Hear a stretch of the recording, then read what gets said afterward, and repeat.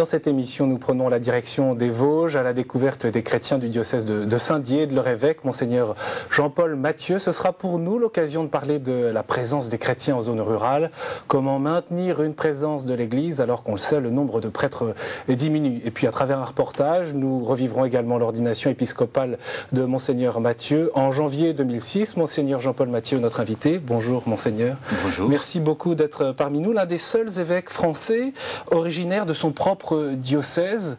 Alors bien sûr, il y a Paris, Tahiti et Saint-Dié. Voilà, en effet. Et qu'est-ce que cela change de bien connaître à ce point ce diocèse? On peut dire que vous êtes né à Dole il y a 67 ans. À Dole, c'est 10 km d'Épinal. Oui. Alors, je ne saurais pas dire ce que ça change. Mais en tout cas, c'était pour moi quelque chose de très fort que d'être appelé à devenir évêque de mon diocèse. Je crois qu'on peut dire personne ne s'y attendait, moi non plus. Et lorsque la question m'a été posée, effectivement, j'ai été très frappé. On pourrait revenir d'ailleurs sur cet instant-là où finalement on vous demande si vous acceptez d'être évêque. Oui. C'est la question. Quelle est la question? Comment ça se formule? Et comment cela arrive? La question se pose, je pense, pour la plupart de ceux qui sont appelés à devenir évêques de la même manière, c'est-à-dire que le nonce apostolique en France... Qui est l'envoyé du pape, qui est l'envoyé à Paris, du pape, oui. Envoyé permanent, fait appel à ceux qu'il pense être candidats ou appelés à le devenir pour être nommé évêque de tel ou tel diocèse. Donc le nonce m'a posé la question et j'ai effectivement été très surpris parce que je ne m'attendais pas du tout à ce que la question puisse m'être posée et encore plus qu'elle me soit posée pour mon propre diocèse. Et dans ces cas-là, c'est un temps de silence Eh bien, c'est un temps de silence, un temps de réflexion, un temps de prière, quelques conseils et puis au bout de quelques jours... on peut donner sa réponse. Né à Dole il y a 67 ans, je le disais, vos parents étaient cultivateurs, ordonnés prêtres en 66. C'est vrai qu'il faut rappeler que le monde rural a fourni un nombre important de prêtres, d'évêques en France. Et vous avez grandi d'ailleurs dans cet amour, tout à la fois de la terre et puis cet amour de l'Église. Sans doute. Sans doute. Enfin, je pense que de ma famille, en tout cas, c'est vrai que j'ai été très porté par l'amour de l'Église et dans mon village, le service de la messe comme enfant de cœur, etc. Et puis la grande amitié qu'on pouvait avoir avec les prêtres qui sont succédés dans mon village, ma famille étant très proche, il faut le dire, de chacun d'eux. C'est toute la place du prêtre qui était visible. Qui était visible, tout à fait. C'est d'ailleurs l'une des grandes problématiques, difficultés d'un diocèse comme Saint-Dié aujourd'hui. Combien de prêtres pour votre diocèse? Pas assez, aurait dit mon prédécesseur. Au total, même s'il y en a à peu près 200 qui sont inscrits à l'annuaire, il n'y en a guère qu'une bonne centaine qui sont effectivement sur le terrain. Et même, ils sont déjà aussi passablement marqués par l'âge et la fatigue pour un certain nombre d'entre eux, pour la moitié d'entre eux. Ce qui n'est pas sans soucier l'évêque? Ce qui n'est pas sans soucier l'évêque, et je pense tous ceux qui aiment l'Église et qui pensent à son avenir. Qu'est-ce que cela change d'être un évêque dont les racines sont plongées dans le terroir, non, dans la terre Eh bien, ça change qu'il a du mal de devenir évêque. C'est vrai? Oui, en quelque sorte. Je dirais que pour moi, j'ai été donc 40 ans en ministère comme prêtre en paroisse, puis comme vicaire général, donc déjà un peu au gouvernement du diocèse, si vous voulez. Mais en même temps, devenir évêque, c'était aussi prendre un certain recul que parfois j'ai encore peine à prendre. On va revenir d'ailleurs sur les différents aspects de votre ministère épiscopal à Saint-Dié. Évoquons votre diocèse, les Vosges, couverts à moitié par la forêt, les terres plus d'à moitié par la forêt, les terres agricoles, évidemment il y a le parc naturel régional des Ballons. Des Ballons, oui, c'est ça. Extraordinaire territoire où les chrétiens sont présents, bien sûr, bien vivants. Sur les Ballons, il y a surtout les chamois, mais dans le reste du diocèse, il y a effectivement une bonne présence de chrétiens, diversement d'ailleurs selon les secteurs, parce que les régions même des Vosges n'étaient pas également christianisées, j'allais dire. Mais des parties de ce qu'on appelle la montagne, des villages de la montagne, ou même de la région d'où je suis né, étaient en effet assez marquées par l'Église et par l'éducation chrétienne. D'autres secteurs, plus dans le sud-ouest du département, l'étaient probablement un petit peu moins. Et on retrouve ces différences aujourd'hui, à l'heure où, comme on l'a dit, l'Église peut connaître une difficulté d'envoyer des prêtres? Alors ça, de toute façon, aujourd'hui, l'Église a difficulté d'abord de produire des prêtres, puisque actuellement, il y a un seul séminariste pour le diocèse, qui est en formation à Lille en ce moment. Donc c'est aussi un petit peu, en effet, une préoccupation.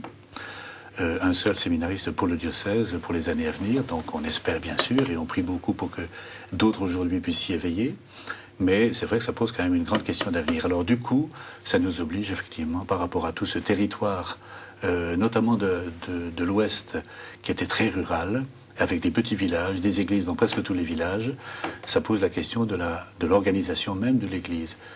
Depuis un certain nombre d'années, nous avions eu un synode diocésain qui s'est conclu en 1990, avait déjà été décidé... Il y a 17 ans, hein. Oui, la création de paroisses nouvelles.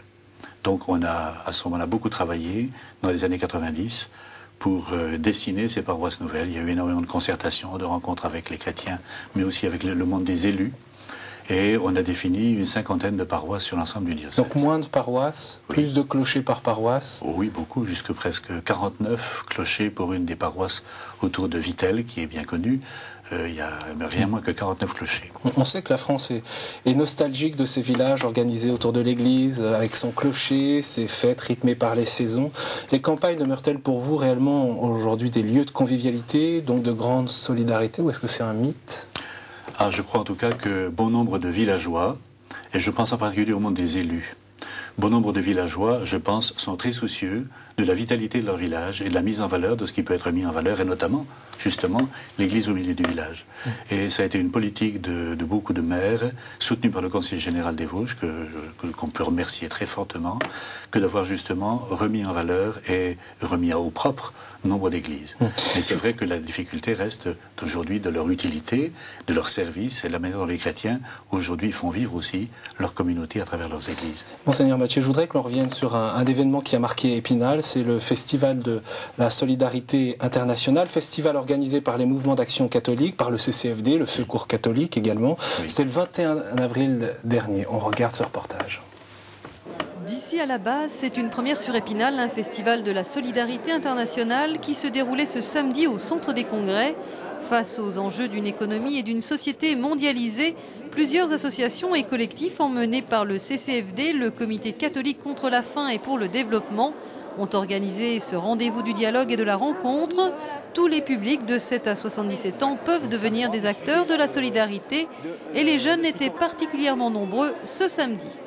Alors il y a une partie des ateliers qui sont animés par des jeunes, donc, notamment des jeunes qui sont partis que des expériences de voyage à l'étranger, en Afrique, en Amérique latine, et qui viennent un peu témoigner de leur expérience, de ce qu'ils ont vécu dans leur voyage. Et donc, parce que le CCFD accompagne des jeunes et prépare des jeunes au voyage, et donc ils viennent un peu restituer ce qu'ils ont fait. Il y a une partie des ateliers qui est là-dessus. Récits de voyages éco-solidaires, jeux pour les enfants, dialogue sur le thème du commerce équitable, du rôle des femmes dans d'autres pays, les relations nord-sud, comment faire face aux délocalisations, soutenir les micro-projets en Afrique ou bien encore découvrir d'autres cultures. Les forums ont tous un point commun, faire passer des valeurs de solidarité. Un peu les valeurs humanistes, en gros c'est comment on peut vivre ensemble mieux et tous sur la planète. C'est un petit peu ça le message qu'on veut transmettre. Sensibiliser les jeunes générations, Monseigneur Mathieu, cela vous semble essentiel et pourquoi ? Eh bien, ça semble essentiel parce que l'avenir est quand même aujourd'hui appuyé sur les jeunes générations, qu'on le veuille ou non. Un des soucis dans un diocèse comme le nôtre, c'est justement de bien faire leur place aux jeunes générations. Alors, il y a eu le Festival de la Solidarité où ils ont été très présents, comme il vient d'être montré. Ça a été un festival où il y avait non seulement des groupes chrétiens, mais aussi un certain nombre d'autres ONG, j'allais dire, qui ont pu participer, montrer ce qu'ils pouvaient faire. Oui, il y a ces jeunes qui sont partis au Brésil, par exemple, confrontés aux difficultés des sans-terre, aux enfants des rues, bien sûr d'autres qui sont partis au Sénégal, en Afrique. Oui, ou au Burkina, etc. Oui. Alors je crois que c'est important que les jeunes aujourd'hui soient bien mis en place, parce qu'aujourd'hui, si on peut parler ainsi, l'avenir repose sur eux. Ça a été d'ailleurs très sensible, y compris au moment d'ordination, où d'une manière un peu forte, qui n'a peut-être pas été comprise du premier coup par tout le monde, ils ont pu m'interpeller à la fin de la célébration, et j'avoue que ça a été plutôt positif. Oui, avec cette simplicité propre aux jeunes générations. On se connaissait, plusieurs d'entre eux pouvaient me tutoyer, puisque c'est une possibilité chez moi qui est offerte à beaucoup. Et ces jeunes qui vous sont chers, on le comprend à travers vos propos. Il faut dire d'ailleurs que la pastorale des jeunes connaît un succès à la hauteur de vos attentes, de vos espérances, de votre diocèse. Plus de 1000 jeunes sont attendus pour un festival fin novembre, le 24 et 25 novembre. Comment les ouvrir à l'évangile, ces jeunes générations, puisqu'on voit à travers notamment ce festival de la solidarité qu'ils ont un intérêt pour la solidarité internationale, l'humanitaire, comme on dit aujourd'hui. Reste à découvrir le message de l'Évangile. Oui, alors c'est vrai que le message de l'Évangile ne sort peut-être pas tout de suite de leur expression. Pour autant, ce qu'ils vivent n'en est pas si loin. Et un certain nombre de jeunes, quand on passe au Festi-Jeunes, puisque c'est à cet événement que vous faites allusion, le Festi-Jeunes n'est pas la seule réalité de la pastorale des jeunes du diocèse. Il y a aussi, bien sûr, des mouvements qui existent. Il y a du scoutisme, il y a un mouvement rural de la jeunesse chrétienne qui est assez fort aussi.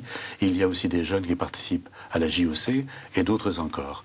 Donc ça, je crois qu'il ne faut surtout pas l'oublier parce que, je dirais, c'est l'élément permanent. Une présence au quotidien. Et puis, il y a eu, depuis une trentaine d'années, un effort considérable qui avait été fait dans le diocèse pour développer l'appui pastoral à l'aumônerie de l'enseignement public. On a eu, à l'époque où il y avait encore beaucoup de jeunes prêtres, nombre d'entre eux passaient nécessairement par l'aumônerie de l'enseignement public. Et puis, ensuite, il y a eu une embauche relativement importante de permanents laïcs au service des jeunes de l'aumônerie. Et ça a permis de donner une dynamique importante dans tout ce secteur. Et c'est de là qu'est né le groupe qu'on a appelé ensuite Pastoral des Jeunes, après les JMJ de Paris, en 1997. Ça a été, à cette occasion-là, un gros effort d'un groupe qui s'est constitué pour la circonstance, pour accueillir les jeunes venus d'Europe de l'Est. Et du coup, ce groupe s'est pérennisé et a organisé ensuite, pratiquement tous les 2 ans... Il y a eu un avant, JMJ 97, un après. Oui, tout à fait. Et maintenant encore, bon, cette année, il y aura déjà l'organisation d'un Festi-Jeunes à Épinal au mois de novembre. Et puis, on prépare déjà les JMJ de l'an prochain, où il y aura sans doute un certain nombre de délégués qui iront à Sydney. C'est loin, c'est loin. Mais il y aura surtout un groupe important qui se réuniront pour toute la province ecclésiastique de Besançon, dans le diocèse de Saint-Dié, près de Gérardmer, Axon-Rue. Qu'est-ce que vous dites, Monseigneur, à ceux qui estiment que l'Église aujourd'hui est loin de la jeunesse de notre pays? Ils ont raison, ils ont tort. Qu'est-ce que vous percevez à Saint-Dié? L'Église, je crois que c'est trop massif de dire ça de cette manière-là.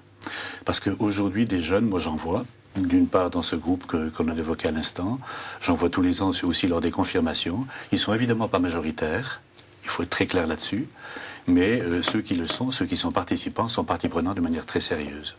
Et très convaincus, en tout cas ils se posent de très sérieuses questions. Et ils n'ont pas peur, eux, de rencontrer l'appel de l'Église, l'appel de l'Évangile. Reste que, on est dans un monde où aujourd'hui, vivre une vie d'homme, d'une part, et vivre une vie évangélique, d'autre part, c'est loin d'être évident. Et là, c'est le défi, c'est le rôle, c'est la mission de l'évêque, de l'Église, de les accompagner. Oui, tout à fait. Et de ceux qui actuellement sont au service de cette pastorale auprès des jeunes, ils sont très conscients de cela et ils s'y emploient. C'est quoi votre préoccupation quand vous pensez aux jeunes de votre diocèse? La question épineuse, ou du moins l'obstacle qu'il faudra franchir pour les aider véritablement à vivre? Peut-être la question de l'engagement. Prendre un engagement dans le mariage, prendre un engagement d'église peut-être. Prendre un engagement, ça paraît quand même aujourd'hui un défi important. Il y a des peurs? Il y a sûrement des peurs, oui, je pense. On est dans un monde aussi qui, par moments, peut faire peur. Je voudrais, Monseigneur Mathieu, que nous fassions un voyage dans le temps. Je vous propose de revenir plusieurs mois en arrière, puisque c'est au moment de votre ordination épiscopale. Il se trouve, donc, comme je le disais, que c'est un fait rare. Vous êtes vous-même du diocèse de Saint-Dié, diocèse où vous avez été nommé par le pape le 14 décembre 2005. 2 mois après, vous êtes ordonné évêque en l'église Notre-Dame au Cierges à Épinal. On regarde ce reportage. 21 janvier 2006, près de 2500 fidèles du diocèse de Saint-Dié sont là, dans l'église moderne Notre-Dame au Cierges, pour accueillir un ami, un membre de la famille vosgienne, Monseigneur Jean-Paul Mathieu, désormais leur nouvel évêque, après 15 ans comme vicaire général du même diocèse. Recueilli et solennel, la célébration est aussi empreinte d'une grande chaleur. Conformément au parler lorrain, c'est le Jean-Paul que Monseigneur Guillaume m'a présenté dès l'accueil comme nouvel évêque. Monseigneur André Lacrampe, qui a présidé la célébration, a quant à lui demandé au nouvel évêque de poursuivre le travail d'évangélisation entamé par Monseigneur Paul-Marie Guillaume, ancien évêque de Saint-Dié.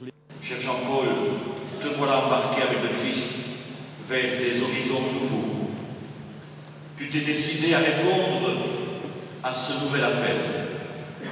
L'évangélisation n'est pas de tout repos, mais depuis plus de 2000 ans, avec ses forces et ses faiblesses, l'Église porte la jeunesse de l'Évangile, entrant en sympathie et en dialogue avec les cultures de son temps, pour y discerner ce que Dieu continue à nous dévoiler et son dessein bienveillant en faveur de toute l'humanité.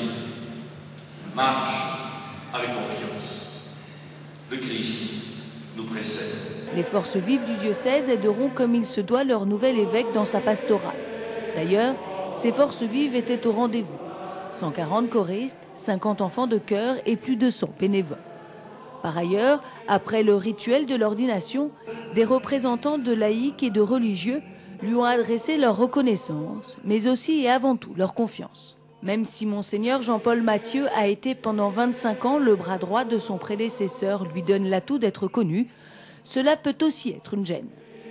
Le nouvel évêque veut donc prendre le temps de rencontrer prêtres, diacres et responsables et s'exercer ainsi à regarder les réalités et les personnes avec un œil neuf.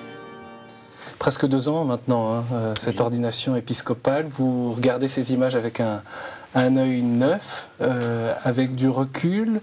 Et qu'est-ce que la caméra ne saisit pas au moment d'une ordination épiscopale, Monseigneur Mathieu? Mais ça, je ne sais pas, parce que, étant dedans, je n'ai pas sans doute le regard extérieur qui conviendrait pour pouvoir en juger. De l'intérieur, ça a été quelque chose de très fort. D'abord à cause de la dimension humaine, étant du diocèse. C'est votre famille qui était là, oui, tout à fait. En gros, oui, tout à fait. Et puis il y avait sûrement un bras d'émotion. Et puis il y a aussi, je dirais, toute la force de la grâce du sacrement, qui pour moi a été quelque chose de très important. Je voudrais le dire, j'ai beaucoup médité, et je médite encore souvent, non pas sur la cérémonie d'ordination, mais sur ce que représente l'engagement d'un évêque au sein de son diocèse à l'appel de l'Église, à l'appel de Dieu. Le Christ nous précède, disait l'archevêque de Besançon dans ce reportage. Oui, tout à fait. Alors ça, c'est une... Vous avez pu l'expérimenter au cours de ces presque 2 années d'épiscopat? Oui, il faut le dire. Il faut le dire parce que, d'une part, c'est aussi un peu la manière dont je me découvre devenu évêque parmi les gens qui me connaissaient auparavant et que je connaissais auparavant. Je sens qu'aujourd'hui, ils m'attendent, en même temps avec toujours la même sympathie, le même tutoiement, la même cordialité, mais je crois qu'ils attendent aussi autre chose de moi. Et je pense que là, c'est le Christ qui nous appelle et qui nous entraîne tous ensemble, moi avec eux, eux avec moi. Quelles sont vos principales préoccupations en ce qui concerne la vie spirituelle dans un diocèse comme Saint-Dié, les Vosges? Dans un diocèse comme Saint-Dié, dans les Vosges, je ne sais pas pour les autres diocèses, bien sûr, au niveau de la vie spirituelle, je crois qu'il y a une chose qu'il faudrait sans doute qu'on puisse réapprofondir. D'une part, c'est la place de la parole de Dieu, tout à fait en connivence avec la recherche actuelle en Église de France. Qui aurait été mise trop à l'écart, la parole de Dieu Qui n'a jamais été suffisamment approfondie. Jamais, quand vous dites jamais, c'est jamais dans l'histoire de l'Église ou c'est dans... En tout cas, quand je dis la parole de Dieu a été redécouverte surtout en Église catholique depuis un certain nombre de décennies, mais c'est quand même pas très ancien, la parole de Dieu, j'entends. Or, aujourd'hui, je crois qu'on a encore à approfondir notre connaissance de la parole de Dieu. Il y a les groupes bibliques, il y a tout un tas de choses comme ça qui existent et c'est merveilleux, mais je crois que c'est pas suffisant. Il faut sûrement qu'on progresse de ce côté-là. C'est-à-dire par quel moyen, par quel biais, en quel instant? La prière personnelle, l'approfondissement de la parole de Dieu passe à travers la lectio divina, à travers les groupes bibliques et l'étude que chacun peut en faire. Ça, je crois. Mais autrement, il y a aussi une autre dimension qui me paraît importante, c'est la dimension liturgique. Alors, on est aujourd'hui dans une situation un peu difficile et paradoxale, parce qu'avec la diminution du nombre des prêtres, on est obligé de voir aussi diminuer le nombre des messes le dimanche. Mais je crois que la qualité des messes dominicales peut encore aujourd'hui être approfondie. C'est une souffrance pour vous, en tant qu'évêque, de savoir que des fidèles attendent la messe dominicale et ne peuvent pas. Je crois que c'est une souffrance pour l'Église, pour les fidèles et pour leur évêque, c'est sûr. Et en même temps, je m'aperçois que là où on est obligé, pour des raisons qui sont simples à comprendre, de diminuer le nombre des messes quelque part, on s'aperçoit que ça n'est pas toujours un appauvrissement. Au contraire, le fait des rassemblements, le fait que des gens aujourd'hui prennent davantage en main eux-mêmes la préparation de leur célébration, eh bien ça donne une qualité de célébration qui est sûrement plus grande que ce qu'on pouvait connaître jadis quand on se contentait de recevoir. Je voudrais citer le saint curé d'Ars, dans son église de campagne. Ne disait-il pas « le Christ il est là » en désignant le tabernacle? Il n'y a rien de plus grand que l'Eucharistie, s'exclamait-il. Ce qui touchait peut-être d'ailleurs le plus fut de constater que son Dieu était là, pour nous présents dans le tabernacle, il nous attend, disait le... Oui, alors ça c'était l'époque du curé d'Ars. Aujourd'hui, je pense qu'on ne dirait peut-être pas les choses exactement de la même manière. Mais il est vrai qu'aujourd'hui, dans l'Église, le Christ est présent. Que c'est pas seulement la question des églises, avec un E minuscule, ouvertes ou fermées. Mais c'est quand même une question. Faut-il ouvrir son... Peut-on, doit-on... C'est une des questions du monde rural. Et dans la pastorale du monde rural, moi j'attache beaucoup d'importance à ce qu'on puisse ouvrir les églises au maximum, c'est-à-dire non pas simplement les ouvrir avec un gardien et avec un chien pour les garder, mais les ouvrir avec des gens qui puissent venir y prier, s'y recueillir, y passer du temps, etc. D'autant qu'on s'aperçoit quand il y a une communauté chrétienne présente, il y a des personnes qui ne vont sûrement pas à la messe le dimanche, qui rentrent pour déposer un cierge, une prière, une intention de prière. En tout cas pour se recueillir, pour le dépôt d'un cierge, oui. La prière secrète des Français, la prière secrète peut-être des Vosgiens. Il n'y a pas beaucoup de livres qui recueillent la prière dans les églises des Vosges, mais je crois qu'il y aurait des trouvailles sûrement quelque part. C'est peut-être une suggestion, non? Tout à fait, merci. On va la mettre en œuvre. C'est quoi votre préoccupation ou vos priorités pastorales finalement dans un diocèse dont on perçoit, et finalement on voit bien les ressemblances avec notre diocèse, la situation que traversent les diocèses et l'Église en France? Les priorités pastorales, elles sont de plusieurs ordres. D'une part, il y a effectivement la vie des communautés chrétiennes, c'est-à-dire la manière dont, y compris dans le monde rural, on peut continuer à avoir des communautés chrétiennes actives, même s'il n'y a pas un prêtre au milieu d'elles en permanence. Il faut surmonter l'éparpillement, surmonter l'éloignement. Oui, il y a des groupes. D'abord, dans chaque village, on a essayé de mettre en place des personnes qui acceptent d'être le relais, c'est-à-dire à la fois l'oreille et la bouche de l'Église, c'est-à-dire des gens qui savent entendre ce qui se passe dans leur village et le répercuter au sein de la communauté, et puis qui puissent répercuter aussi les informations utiles dans leur village venant de la communauté chrétienne. Ça, les relais, c'est une richesse importante. Que les chrétiens se lèvent en quelque sorte. Oui, et puis du coup, il y a un travail entre eux, ils peuvent se parler. Il y a, je dirais, de ce côté-là, une initiative qui permet à des chrétiens aujourd'hui de prendre le destin de leur Église en main pour leur part. Oui. 67 ans que vous êtes dans le diocèse de Saint-Dié, quel est le sens pour vous de l'histoire? Parce qu'il y en a beaucoup qui parlent de déclin, il y en a qui parlent de crise. Vous, qui avez la chance d'avoir pu voir ce qui se passe dans les Oui, il y a un aspect de déclin, c'est évident. Ouais. Enfin, par nature, je ne suis pas non plus flambant d'optimisme. Et je vois bien qu'il y a eu un déclin. Quand j'étais à Notre-Dame, la grande église où j'ai été ordonné évêque, j'avais aussi été ordonné prêtre jadis. C'est aussi été l'église de mon premier ministère dans le diocèse. Bon, à ce moment-là, effectivement, le remplissage de l'église était garanti tous les samedis, par exemple. Samedi soir, mais c'était rempli. Il fallait demander aux gens de se bouger, de se serrer pour accueillir.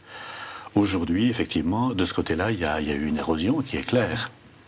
Et en même temps, je vois aujourd'hui l'attitude, l'espèce de majorité qu'un certain nombre de chrétiens ont pu acquérir par rapport à la vie en église.